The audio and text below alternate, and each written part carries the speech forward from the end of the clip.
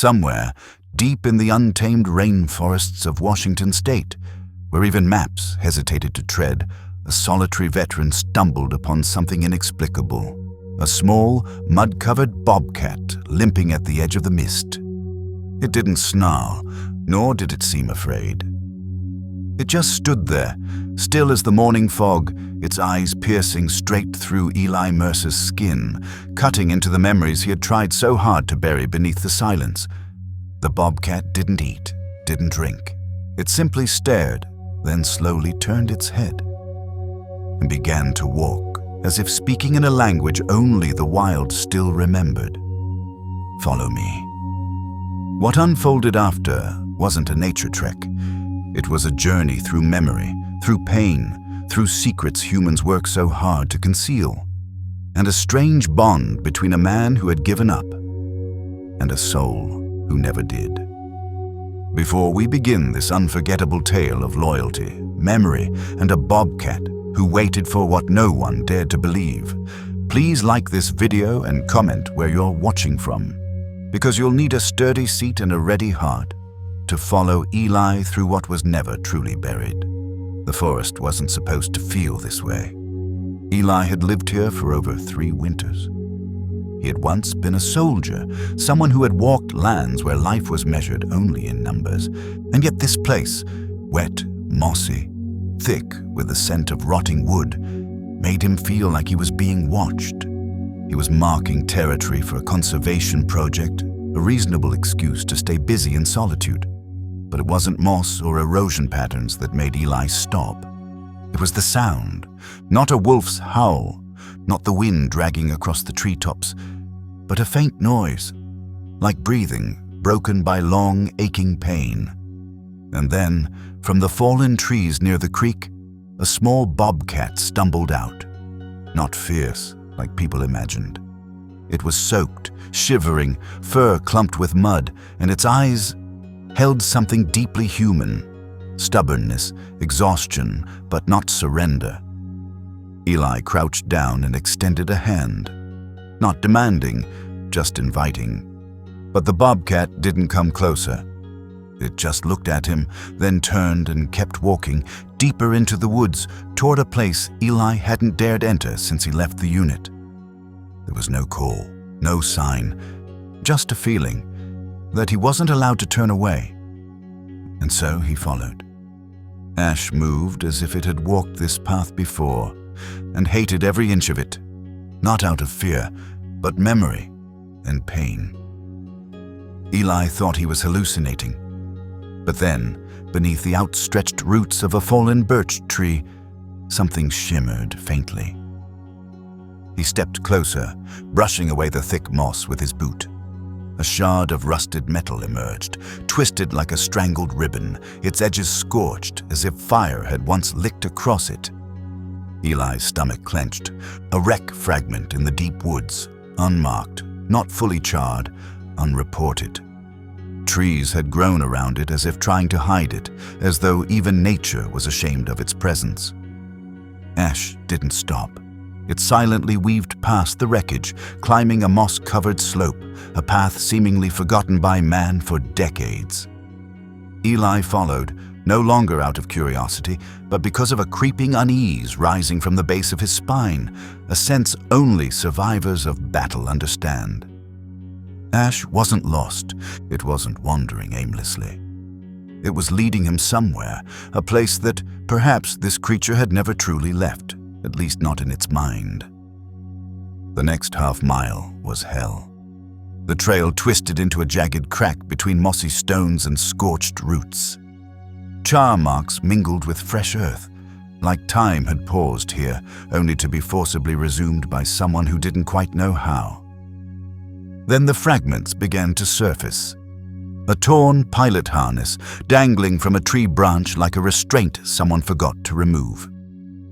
A soldier's boot, crushed, half buried in the soil. And a sound, metal creaking in the wind. Not from nature, but from something once known and long abandoned. Ash climbed to a rocky ledge, panting, shoulders trembling from exhaustion.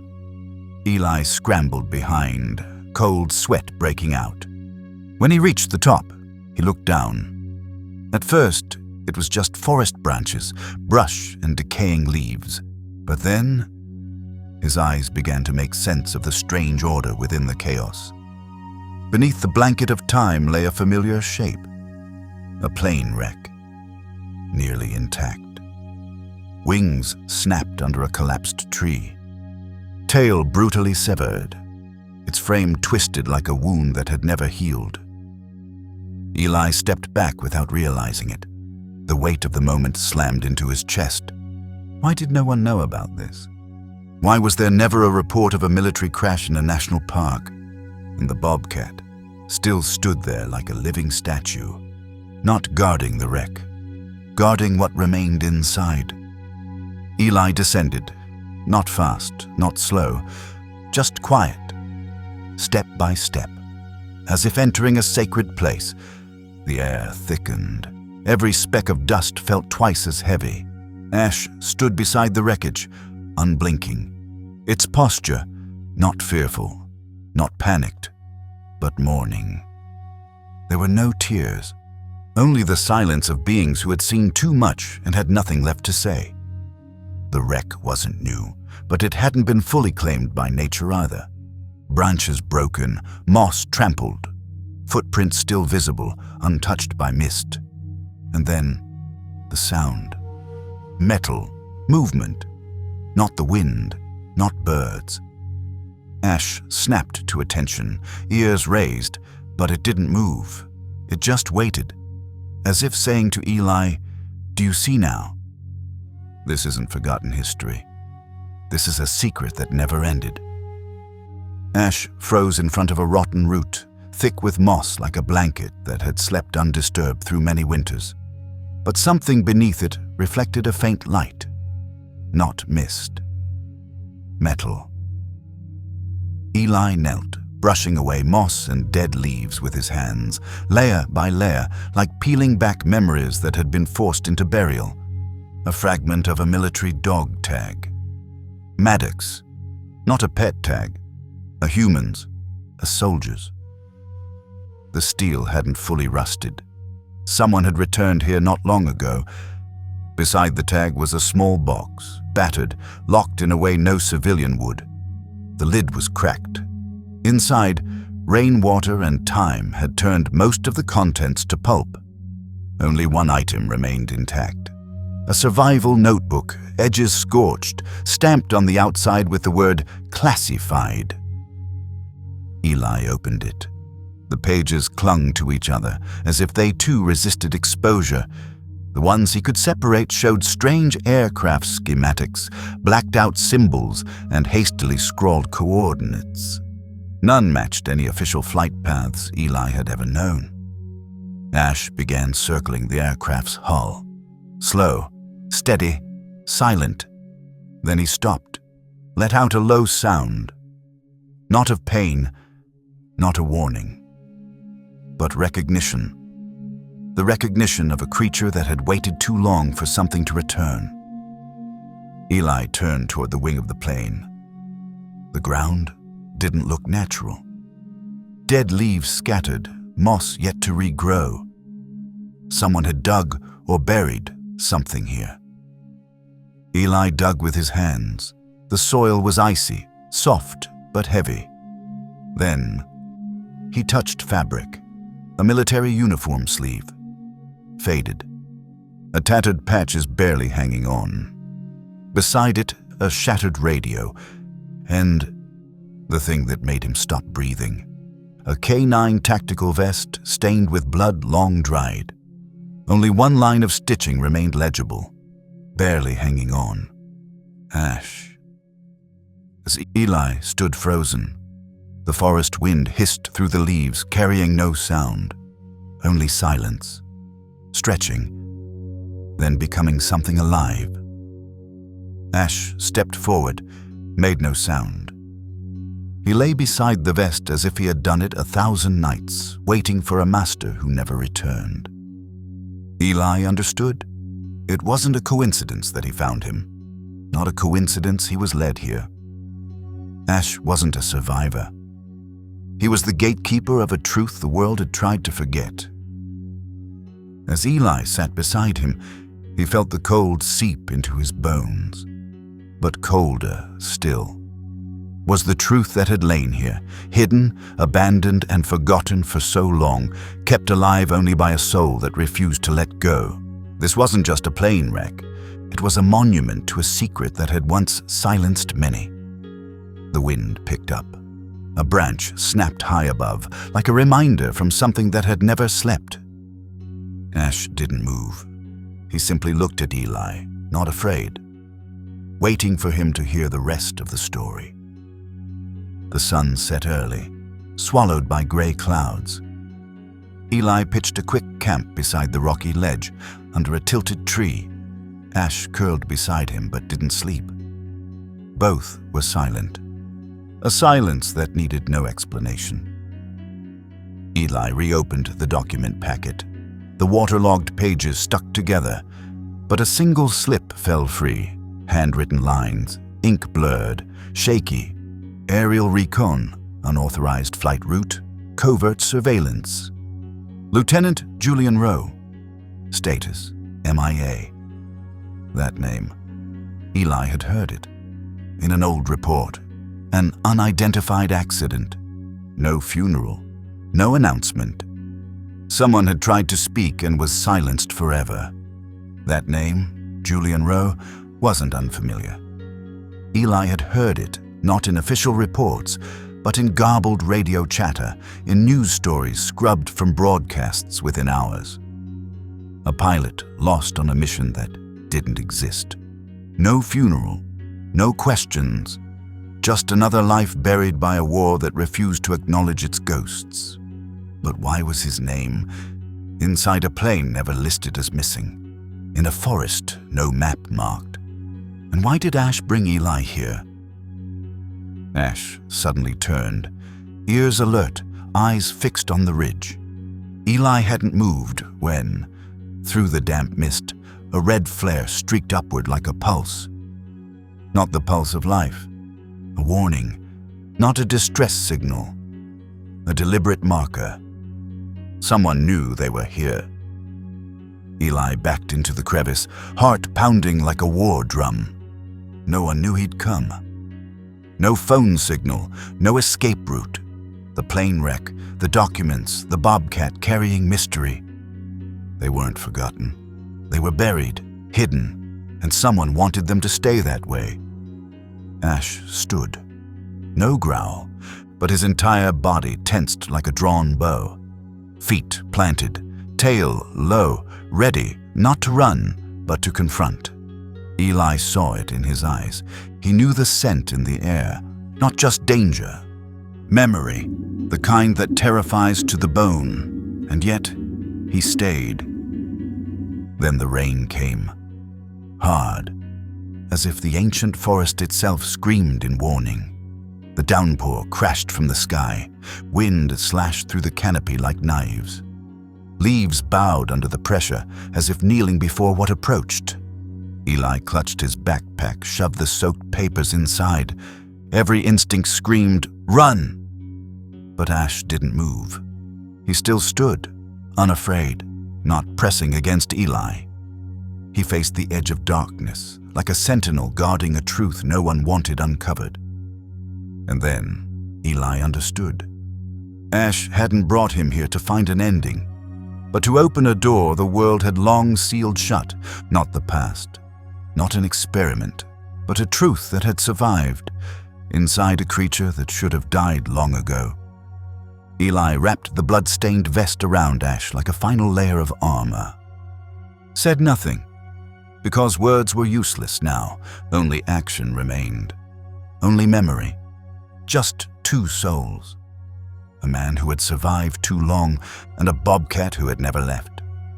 A sound echoed through the storm, metal against stone, footsteps slipping across wet ground, and whispers in a language Eli didn't understand. But the soldier in him knew all too well. Not rescue, not a chance. People sent to protect secrets. Ash stepped forward, shoulders low, eyes locked on the shadows across the ridge. And Eli, without hesitation, followed. Because once you've seen the buried truth, you don't turn back, you dig deeper. That night, Eli didn't sleep. Not because of thunder, but because of the silence beneath the storm, a silence like a dull knife already under your skin, not cutting yet, but keeping you restless. Ash didn't sleep either. He lay still, eyes open, as if he knew something waited just beyond the curtain of trees. And just before dawn, the sound came, a crack in the distance. Not thunder, another one. Then voices, low, trained to never speak above a murmur. Eli knew, not strangers, ghosts in uniform, the kind who leave no footprints, no identity. Ash made a sound, barely audible. Not a growl, not a snarl, just a sharp, clear signal. Go, now. Eli threw on his soaked jacket, pulled his backpack tight across his chest. Ash had already darted ahead, not toward the wreckage as Eli expected, but veering left toward a slope nearly swallowed by forest floor and waist-high ferns. Eli had never noticed that spot before. Ash lowered his head, sniffing the ground, then began to dig, fast, precise, as if something urgent was demanding to be unearthed. Eli knelt to help. Moss and decaying leaves were scattered with each swing of his arm, and then a sharp metallic clang. Metal. Beneath the cold soil was a hatch, rusted, nearly fused to the hillside. It took them a full minute to pry it open. Inside was a narrow, damp chamber, musty but intact, untouched for years. Ash jumped in first without hesitation. Eli followed. The space was tight but dry. The flashlight revealed items arranged like a museum: military rations, an old water bottle, a signal kit. And in the center, laid out like a relic, a sealed steel canister marked with a faded, peeling government security seal. Taped to the canister was a scrap of paper map. Hand-drawn, a flight path marked in red ink. Eli unrolled it across his knee. His heart clenched. This wasn't a standard navigation chart. It was a classified route that cut through airspace that didn't officially exist on any civilian map. No place names, just one red symbol, circled, accompanied by a single line. Day 18, the event. Ash lay beside him, panting, eyes fixed on the map, as if it had seen it before, as if it had waited for someone who could understand. Wind howled above, sweeping past the partially open hatch. Eli pulled his jacket tighter, but the feeling of safety dissolved instantly. A high-pitched screech tore through the morning. Not birds, not wind, the distinct whine of a drone. Not overhead, close, not a tourist's, not a toy. The kind that detects heat, locks targets, and vanishes without a trace. Eli froze. The hatch was still open. He crawled up, peeking through the gap. The drone circled the area where they had camped the night before. Then it turned toward the wreckage. Eli slammed the hatch shut just as the whine passed overhead. Inside, it was pitch black. Only his breathing remained. And ashes, steady, heavy, like the heartbeat of something that had lived too long in solitude. And that was when Eli understood. This wreck wasn't just sensitive. It was still active. No one came looking for survivors. They came to make sure silence was never broken. Ash had kept that silence for years, protected the secret, stood guard over the last words of someone who believed someone would come. And now, Eli was here. No longer an outsider, he was now the torchbearer, carrying the legacy strangled by fear and power. The rain had stopped, but the tension remained. First light bled through the canopy like weak veins. The wet ground stretched long shadows like wounds left unstitched. Eli crouched in the shelter. The map spread before him. His fingers traced the red ink like it might vanish if he blinked. Ash still lay beside him, still as a statue. But every few minutes it turned to Eli, eyes asking, wordless, "Are you still here?" Eli nodded faintly, though no one could see. The answer was, yes. The steel canister sat between them, not locked, just a heavy twist. Eli opened it. Inside were waterproof document pouches, blurred photographs, and a flame-resistant digital drive. But what made Eli's breath stop were the infrared photos. Not of a crash, but aerial images of small villages, remote hospitals, schools. And in each photo, a red circle around things no one wanted to mention. Unmarked trucks, fire, people in hazmat suits. Eli dropped the photo. His chest tightened. This wasn't just about a plane crash. This was evidence of an event no one was supposed to know. Inside the steel tube were waterproof bags of photos, mission files, and a black drive wrapped in thermal plastic. Eli flipped through each pouch, and as the photos emerged, he nearly gasped. Not of the aircraft, but infrared reconnaissance photos, grainy, taken at night with precise timestamps. Photos of tiny towns tucked in the woods, schools, hospitals, rural churches.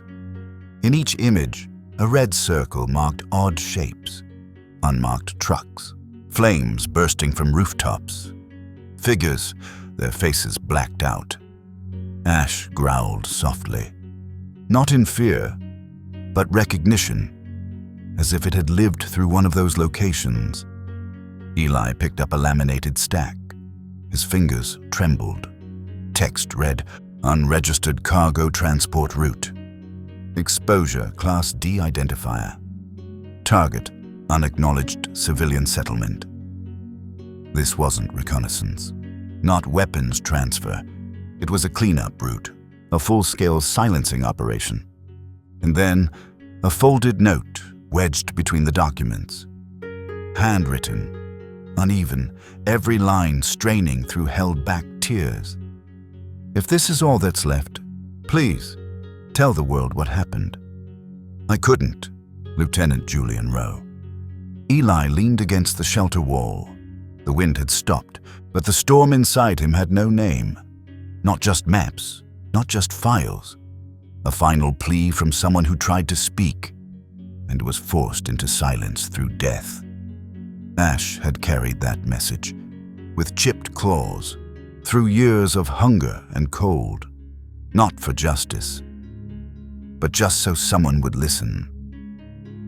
A sharp beep pierced the silence. High-pitched, shrill. Eli froze. A tracking device. There was no doubt now. Someone had placed a signal on the wreck. Or worse, on Ash. They knew someone was here. They knew someone had touched the truth. And now, they were coming, not to recover data, but to erase everything. Eli and Ash. He was now living evidence. Eli closed the steel tube, packed everything into his backpack.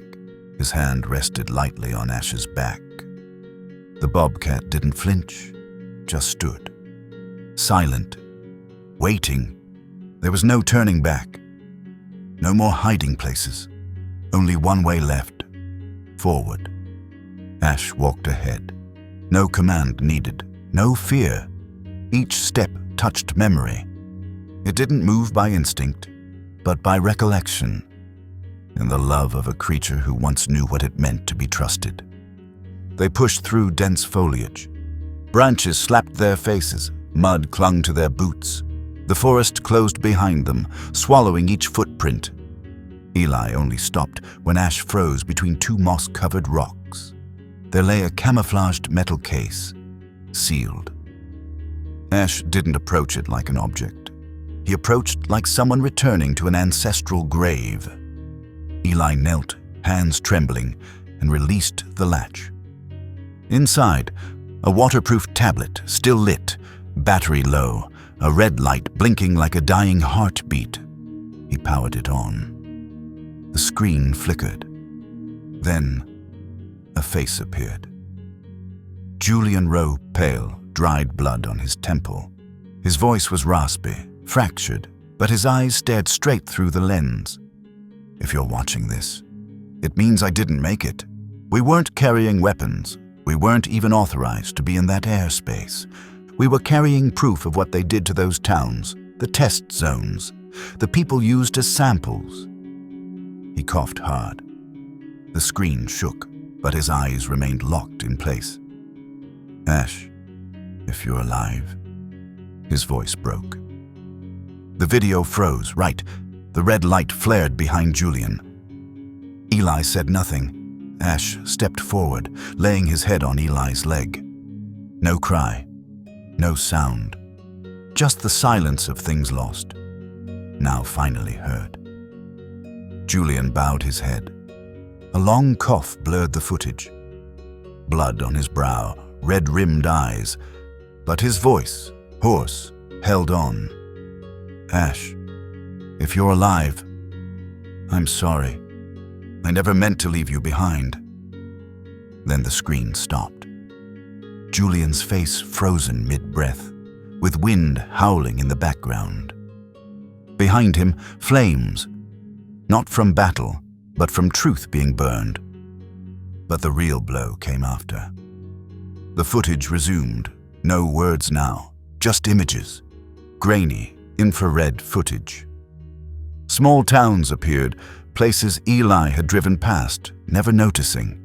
Each frame, a hidden hell. Unmarked trucks. People in hazmat suits are lifting bodies through ash. Schools burned to the ground. Hospitals turned into test facilities. Each image is cut like a blade. No blood, but the wounds left were permanent. Ash made a strange sound. Not a growl, not a hiss, just a shattered breath from a heart that had carried too much unspoken weight. He rested his head on the steel box, eyes half closed, as if all the memories inside him had exploded, then sunk into an ancient ache no one had dared to touch. Eli stared at Julian's frozen face. The fire still burned behind him. No one ran. No one saved him, just a man who chose to speak, and a loyal creature who had waited for someone to listen. But truth never walks free. At that moment, the forest fell completely silent. No birds, no wind, only the buzzing of a drone, then another. And after that, footsteps. Not rushed, not heavy. Steps trained to move without sound. Ash leapt to his feet, legs shaky, but eyes blazing, not afraid. Ready. For the first time since the crash, Eli felt something like hope. Not rescue, not escape, but hope that this time the truth wouldn't die a second death. Ash moved toward the clearing at the slope's edge. The last daylight was pouring down like a closing curtain. That space wasn't just an exit, it was a threshold. Between truth and shadow, between silence and the final call. He stopped, panting. His body was nearly collapsing. Eli knelt beside him, hand on Ash's chest. His heart still beat slowly but steadily.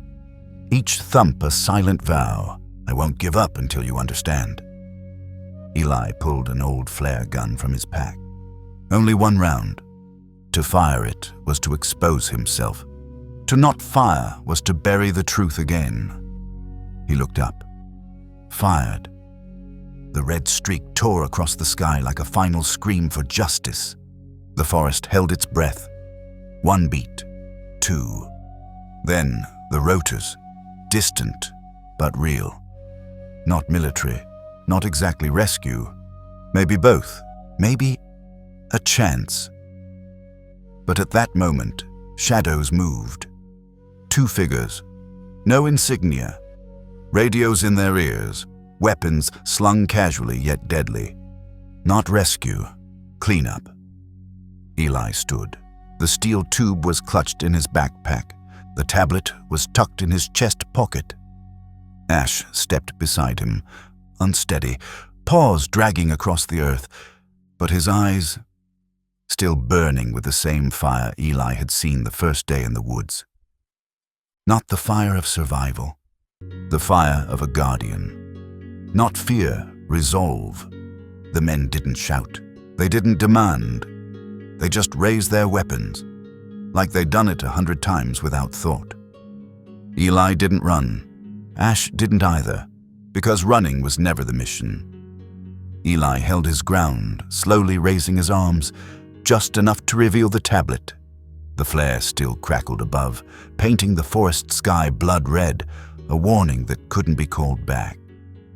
For the first time, Eli saw hesitation in their posture. They weren't expecting this. Not a grizzled forest vet stepping forward like a ghost. Not a bobcat, muddy, trembling, but standing like the last guardian of truth. And then, a roar split the treetops. A helicopter surged above the trees. Not military, not cleaners. Real rescue. Minutes, maybe seconds left. One of the men stepped forward. Ash growled. A deep, primal sound, ancient as the forest itself. That sound needed no translation. It said one thing. To get to him, you go through me. And somehow, that was enough. They paused. Didn't retreat, but didn't advance. The chopper's spotlight cut through the mist. Blinding. Thundering. Loudspeakers blared. Voices, rescue commands. Boots slammed into the ground. Heavy. Urgent.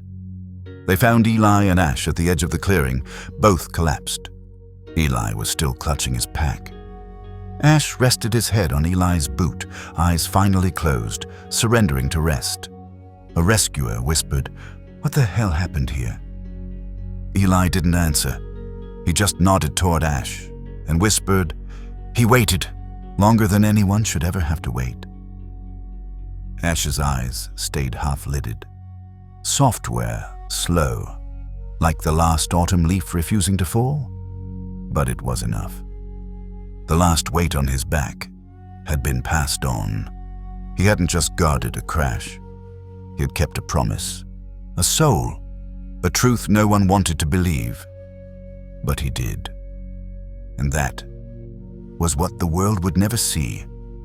Not the files, not the plane, not the drones or flares, but the silent hours, the freezing days, the lonely months, and a heart that never quit.